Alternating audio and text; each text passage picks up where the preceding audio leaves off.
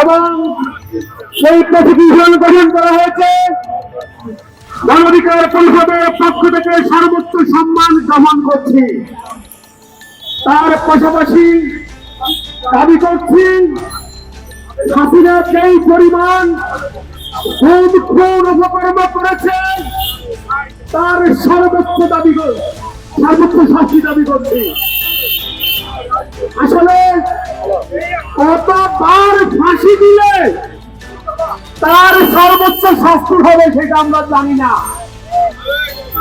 মহামান্য আদালত সেটা নির্ধারণ করবেন কোন প্রক্রিয়ায় তার শাস্তি নিশ্চিত করলে আমাদের শহীদদের আত্মার শান্তি পাবে, সেটা আদালতের উপর আমরা ছেড়ে দিলাম।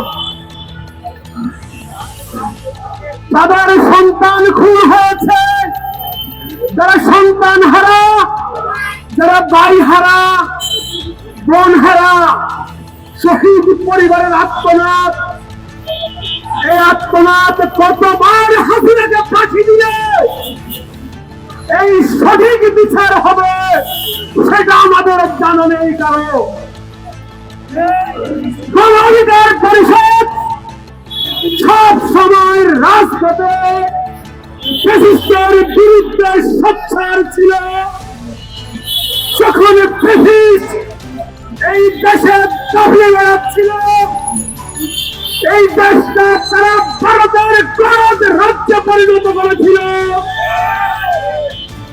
তখন মানবাধিকার পরিষদ রাজপথে দাঁড়িয়ে ফ্যাসিস্টের চোখে চোখ রেখে কথা বলেছিল।